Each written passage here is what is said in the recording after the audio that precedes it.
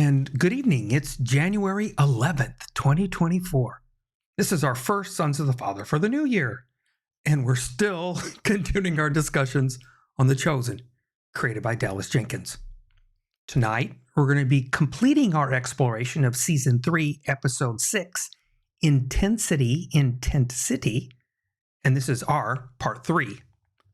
During this series, my dad, John Warren, my brother, Jim Warren, and myself, we're going to be having a conversation and reflecting on things that have impacted us along our way. So, welcome to the Sons of the Father on the Dusty Feet.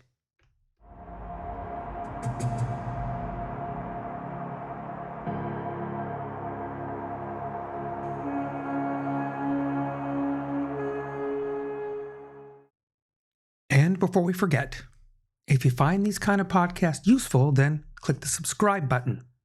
The reminders, they're just there to help you. But also, if you think that these might be useful to others, that's when you click the like button, because that is the way that YouTube chooses to share these to more people if they wish. So, intensity. Simon the Zealot. In this series, he is probably one of the most changed men so far. What he once was, he is no more. And that change is put to the test with his life. This should be an interesting discussion this evening. And there's the gents. So, we left off with Leander, right? And his climbing in the windows, rather comedic entry. It was all built up with all this drama, which ends up having this little comedic result to it. But his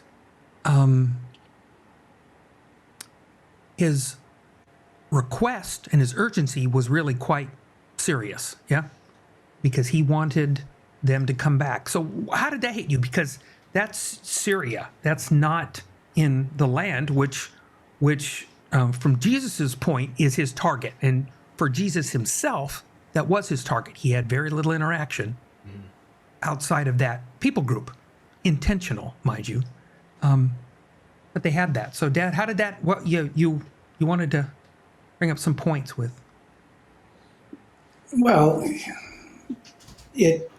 his plea to the disciples was a bit gut-wrenching because it was real. And he was saying, you know, you've got to come and feed these people. And they didn't know how to answer him because Jesus didn't say, and then we'll go back to the ones that, or we'll follow up. He just said, go and see wherever you're accepted, stay. If you're rejected, just knock the dust off your sandals and move on. And he was saying that he got a reaction, a very positive reaction, plus all the people were telling others what happened to them. So it was growing by itself, and this guy didn't know what to do with it. Leander didn't know what to do with it. Yeah. And so his plea to them was, come and help us deal with these people. Let's give them a foundation. And that wasn't the goal, as we saw in the rest of the episode. Jesus had no intentions of going back there then.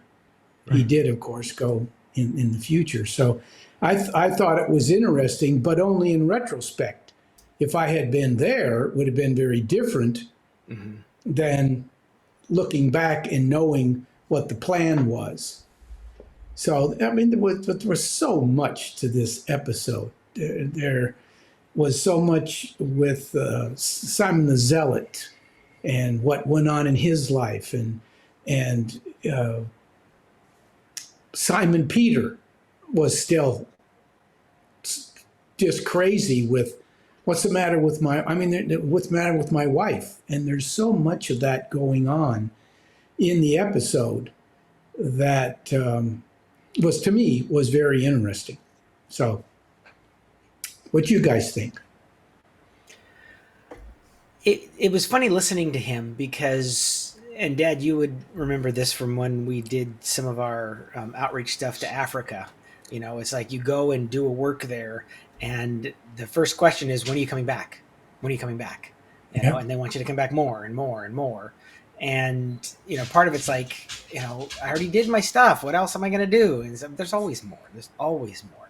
But it, the thing that was resonating with me was that hunger. You know, that you give them something that they go, I want more of this, and that's a good want. It's not a greed. It's not a, you know, childish thing. It's literally, this is good stuff. I need more of this. Um, so what do you do with that? And I know one of the things that we tried to do when we were over there in Africa was, how do we equip them to carry this on themselves? Right. And I know Jesus's mentality is that same kind of thing. It's like, it's the whole, you know, teach them, you know, feed a man to fish or teach a man to fish kind of thing. And uh, their hunger hopefully will create then okay, now, so what can we do? And then build that into something that becomes self-sustaining in terms of growth and teaching and that kind of a thing. Granted, you know, what Jesus did at that point probably wasn't enough. And, you know, down the road, you know, Jesus' long-term plan could have been disciples will come back at some point and, you know, and take this on. And we see that in Acts and, you know, the journeys of Paul and Peter and whatnot. But I definitely resonated with that desire for more. And what do we do? And so, you know, they had a genuine question. Leander was genuinely wanting, you know, something to happen. And the disciples are just trying to figure out, what do we do with this? Yeah. Yeah, there's an interesting, I don't know, I'll call it a subplot. Okay. So let's say, just for discussion's sake, because they're talking in the Decapolis. So we're hearing the words of a rabbi and the things that he's talking about. But these guys have no Torah background. That's not their thing. Maybe because of their proximity, they might have more exposure to Jews, okay? But not the Torah background that these guys would have. So you have them fascinated in what this rabbi is saying, right? At the same time, you have these guys that are still, this isn't what they're expecting. Yeah. They're ready for a new government. That's what they're expecting. So they're just trying to they're biding their time, trying to figure out when they're doing it. Earlier in the episode, what did we have? We had guys sharpening things, and their discussion is based on that. There's an allegorical, metaphorical look to them as they're turning their plowshares Plows into yes. swords. It's the opposite of the story, right? Exactly. It's the opposite of the story. And we see that played out, and they're thinking very differently. Yeah. So they're struggling with that point. Now, two of them do scuttle off, and we don't know what that result is yet, right? So we have that run. But there is that challenge that is going on that they're trying to sort out. Okay. Yeah. So speaking of messengers, we have Leander with this little deal, right? Then we have John's. And this has another larger impact that goes to exactly what we just talked about. Okay. So John's guys show up. The timing was bad for Simon, as in Simon Peter. Timing wasn't the best when they come and James don't come knocking on the door. But they come with John's problem questions. Okay. And that addresses more of that reality of expectation. Because that's uncomfortable. John is sitting in jail, and he's probably expecting eventually that Messiah is going to do something and he's going to be let out. I don't know if he's so bold as to be thinking, I'm the herald, but at the same time, he could be saying, I was the herald for you. Yeah. And it's not comfortable here, and it's getting more uncomfortable. So his expectation probably different. Yeah, Dad, do you think there's something? Well, his expectation was definitely different. But what I just thought it was so interesting is what was going on with Jesus at the time, Mm-hmm. and then here these guys come and break into it. Hey, stop the healing for a minute. I got some questions from our guy over here. Mm-hmm. So just stop what you're doing and let's carry this back. And Jesus says, what are you so what are you so worked up over? People have been saved, the blind receive their sight, they go, and we've done all those things. We've done everything that John is asking for on the outside. Now, he hasn't done anything as far as putting together an army. And Jesus says, I've done all of this. So go back and tell him, you've seen it all happen. Do I need to explain it again? And they were still under the understanding that this was going to be a warrior kind of movement. We were going to break John out of prison, or we're going to force him out, or whatever. And one of the things about this episode is Jesus keeps bringing him back to the people. He keeps bringing him back. He's healing people right there. He's touching people, hugging people, very personal. And they want this big, grandiose movement, and he just keeps bringing them in, and having the Pharisee of Pharisees there yelling at him, and all the things on the outside. I mean, there's so much going on in that people scene, so much.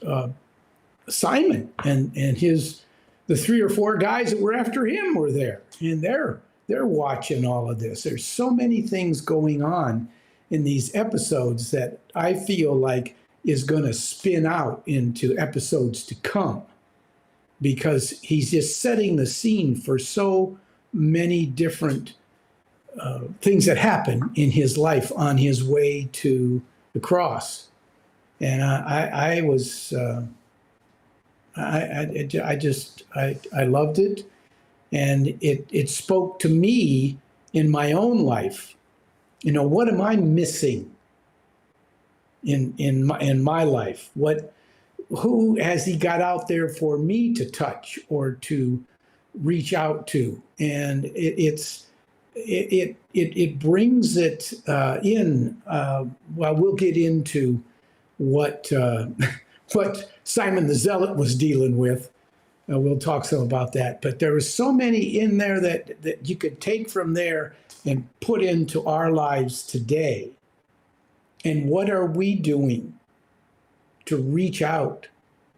I was talking with somebody today, and he was saying that there were some Jews at the table next to him where he lives, Greg Partapillo. And they're talking about all this stuff that's going on, but they're talking about all the politics, not the fact of what's going on spiritually. And that was the same thing that was happening there. They were looking for the war, and Jesus was all about what was happening spiritually and how are we moving forward with this. So it was good. James. The interaction with John's disciples is easy to just gloss over and look at the other stuff going on. And I don't think I've ever really noticed it. And it wasn't but this last week that I was reading something and it really stood out. It's like, how come I've never noticed this before? But when Jesus talks to his disciples, and the disciples are saying, what do we tell John? Jesus quotes Isaiah 61, which would be something John would be very familiar with. Touché. And he knows that this is a passage that points to the Messiah, and this is something John probably was very much preaching to those out in the desert. Um, but what's interesting is what Jesus says and what he doesn't say. If you'll notice in Isaiah 6, and again, I got There you chills go. when Thank you. he talks about the blind will see, the lame will walk, those with leprosy will be cured, the deaf will hear, dead will be raised. If you go back to that's the passage from Matthew 11. Right. If you go back to, and sorry, my dog's in the background if you hear any clickety clacking going on, and my grandkids just showed up, so you may hear some screaming in the background. There you go. But if you go back to Isaiah 61, there's one section he omitted, and that's the captives will be set free. He did not say that to John. And it was like, whoa. And John will know that. When he hears that report, he's going to go, wait, how come he didn't say the captives will be set free? Because Jesus knew. And I love the line that Jesus says in there, which is, there are more that are captives than inmates. And I thought, wow. Yeah. Because he's saying captives are not necessarily people who are jailed or, in bondage or slavery. Right. Yeah. It's captives in the heart. And that's what Jesus is referring to. And that goes back to, Dad, what you were saying is there's more to this message than just, everybody's looking for the political victory. No, this is a spiritual victory that Jesus is emphasizing. And he did that with those disciples. And the message back to John, John's going to hear that. And I'm sure it's going to go to what he's feeling. So anyway, that was that.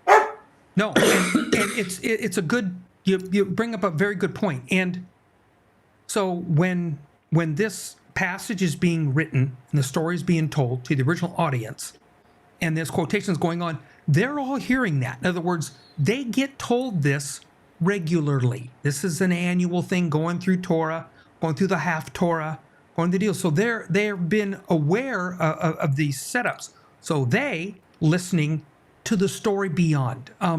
In my Jonah series, I was talking about storytellers, and in the storyteller you have their facial expression, their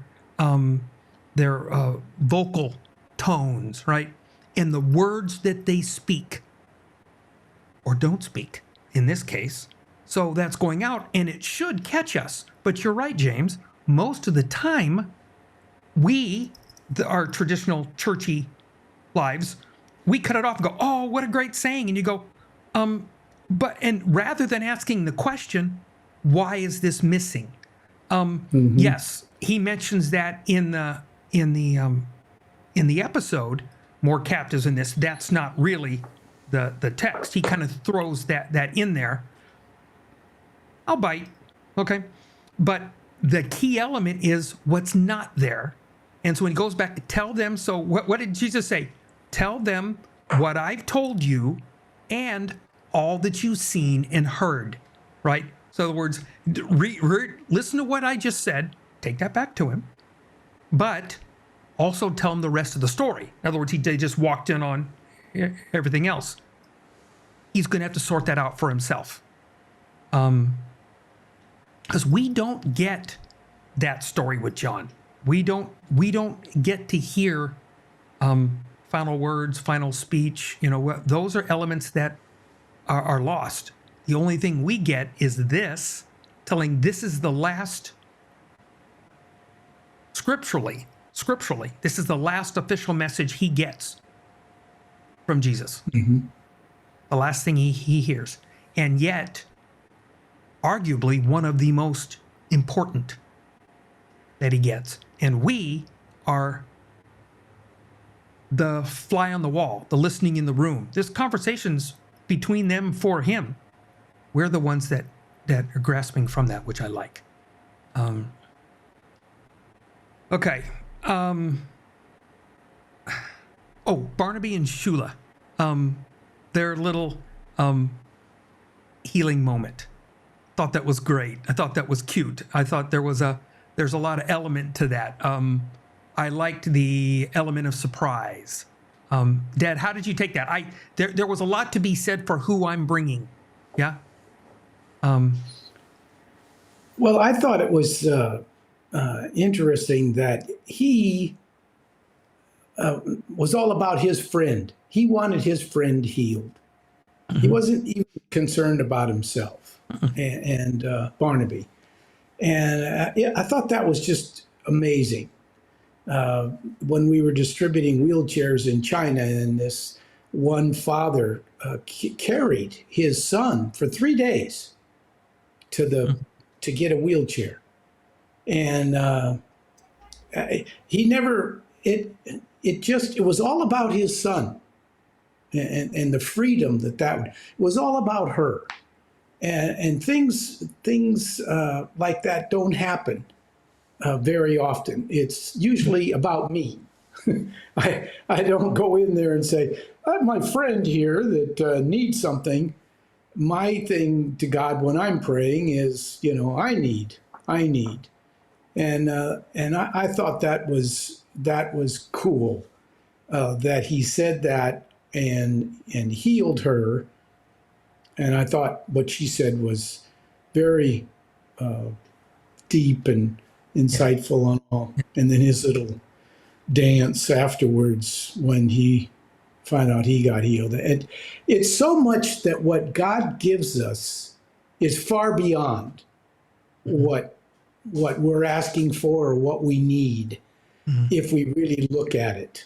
And that to me was it was obvious to me with Simon and the gang when they just kind of let him go.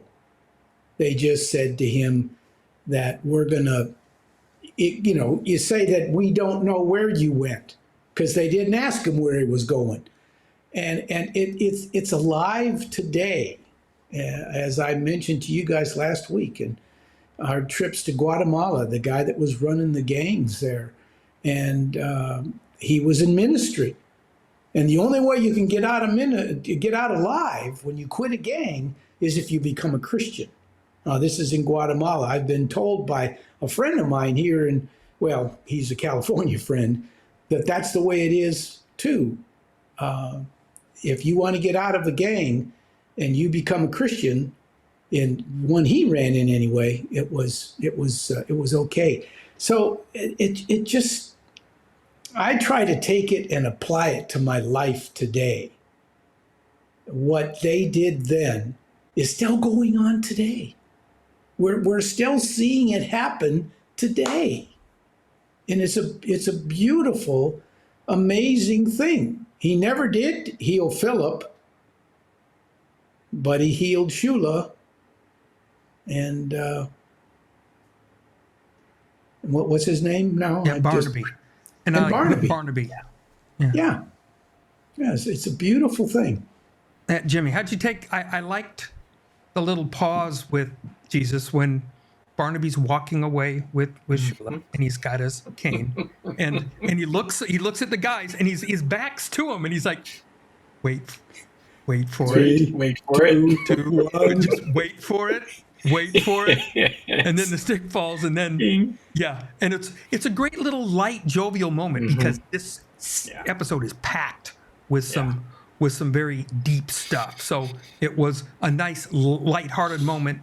And then Dad, I think his focus was her. He wasn't even in the equation when he was there. That wasn't even his thought. And then to have that moment hit him was a particularly, because it looked like Jesus had a little fun in the scene. It was one of those like, this is going to be fun. Just do the deal. And I'm still going to get a point across. Somebody's learned and they've been taught and they teach. Yeah. Okay, which takes us to one of the more serious moments. We're going to make this awkward transition to Simon the Zealot. And like I mentioned before, so Simon is now in the village down there, and he runs across his compadres, right? And it's one of those where he's aware. He knows that they're there. And then he's aware that they're in the area, confrontation time. They're in the city. And there's a lot going on in that scene that we won't be able to talk about all of it. But he has confrontation with these guys. So Dad, and in that set, he's having this conversation with his kinsmen, right? And this scene plays out. So what hit you in that? Well, he got different responses from the different guys in the group. Mm-hmm. The one guy, he says, I can take you with me right now. You can come. I don't know if I want to go that far, but I'm just going to tell him that we don't know where he is.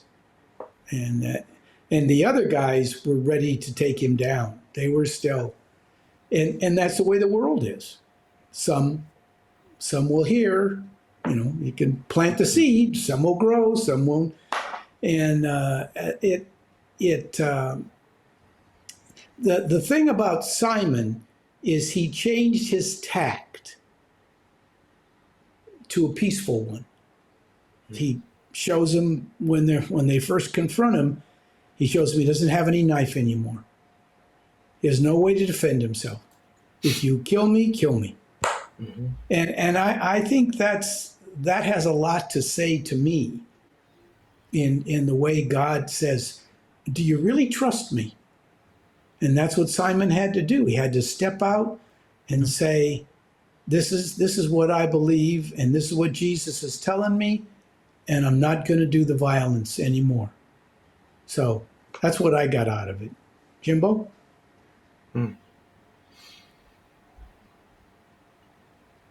Watching the interplay between the different characters, it definitely, you saw men who were looking at Simon, seeing somebody different than what they expected, struggling with, what do I do with this?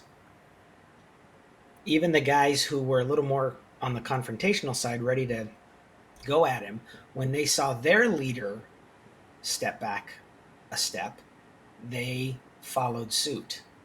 So it's not like they said, well, forget you, we're going to go for it, kind of thing. Mm-hmm. It's like there was a respect for each other. Mm-hmm. And even though they were on opposite sides of the issue, they weren't on opposite sides of the fence in the sense that, they came from the same roots. It's not like, the conflict going on right now between, Israel and Palestine kind of a thing. It's more, they're on the same side, but slightly different, but they respected each other. Mm-hmm. And I loved that part of it, that said, okay. And then, of course, the declaration of Simon's dead. It's like he doesn't exist anymore. Right. There's no reason to pursue this any longer. And I look at that, even when, Jesus at some point changes Simon's name, the other Simon that will become Peter, it's like that Simon's not around anymore. Now we have Peter. Peter's a new person in the same way. God has done this throughout Scripture, where people change names because the old person isn't there anymore. Well, this was probably one of the most stark realities of a transition of someone who said, that's not me anymore. And fortunately, in this situation, they respected that, go their separate ways. That isn't always the case, but obviously here it was, because there was some history with them, and there was a realization that he's the real deal. Yeah, agreed. I'll mention some at the end about that. Last scene, Simon and Eden. Simon is, he finally gets the news that all of us have known for a couple episodes. But he's hearing it for the first time. Yeah. It's brutally impactful. And it's interesting. I still see a bit of selfish thought in Simon and some of what his response is. Yeah, you guys saw that too? He's trying to defend himself. Well, is it defend himself, or is it more about, like, Well, first is defense, and then it's like the why me. He uses the us part, but it's the why scenario. So Yeah. okay, so Dad, so how did that hit you? Well, that's the thing that the kick that I got out of it. It was very heavy and very sad that she was pouring her heart out, and he went to defending himself. Well, what do you expect me to do? I don't know any of this, and you've known all of this, and all of that is true. We can't know what it's like for a woman to lose a child. It's impossible. We can be sad, it can impact us, but we can't possibly know what it feels like. Yeah. And that's where he was, and as far as what I got out of it. And he's trying to find something in there that connects. And when all she wanted was at the very end was him to just put his arms around her and say, I love you. Because there's nothing that either one of them could do to bring the child back. And now they can get mad at God because I think some of that was in Peter and Simon, was that Jesus was healing all these people. He could have healed her and had a life. So there was so much embroiled in that that end scene with the two of them on the ground, hugging each other and crying over it, is basically bottom line for me. Is that's the only thing you can do. It's incredibly sad, but you can't point fingers. You can't blame, if you'd have done this or done that. That wouldn't have made any difference. It's very, very sad. Anyway, Jimmy? that's my 2 cents. I think the conversation was probably more of a 20th, 21st century conversation. I don't think the conversation would have been that same way back then. I tend to lean that way, yes. But I think death, miscarriage, loss was much more commonplace in those times. That's why they had large families, because you lost a lot of kids, and their death was very common. So I think it would have played out a little bit differently. That being said, it was very real in terms of that feeling of, I realize sometimes I'm not as sensitive as I'd like to be when things are difficult for my wife or my kids, whatever. And even the statement, why didn't you tell me sooner? On one hand, you're saying I could have been there to help you. On the other hand, that's still about me. And I got to get away from that. Yeah. And to just step in and say, I am so sorry. Don't use any language that has to do with what am I feeling, what's going on. Now, eventually, yes, I would like to share about what I'm feeling as a result of it, but the bigger pain, the bigger loss is on the other side in this scenario. Right. And it's time to do a lot less talking and a lot more listening and a lot more just being present. Yeah. And that's what you saw, as the culmination of their discussion together. Yeah, so Jimmy, how you thought the conversation would have played out back then, and I'm agreeing with you. And there's another element that we think about with Eden is shame, because forget, all we have to do is look back in Scripture to find out that children loss and not having children is a whole nother level of, we don't even comprehend that is so far outside of our Western culture. It is almost incomprehensible. We can think we understand it. I think I would have a better chance of having somebody that still comes from, we still have cultures on the planet today that are very much shame and honor cultures. And there would be more of an understanding of that and a balance between that. When you see in that moment where they pause for a second and Simon drops to his knees, but before he does, what I was screaming, go hug her, like you were saying, Jimmy. This is the moment where Simon has an opportunity to go that direction. Right. And he falls to his knees.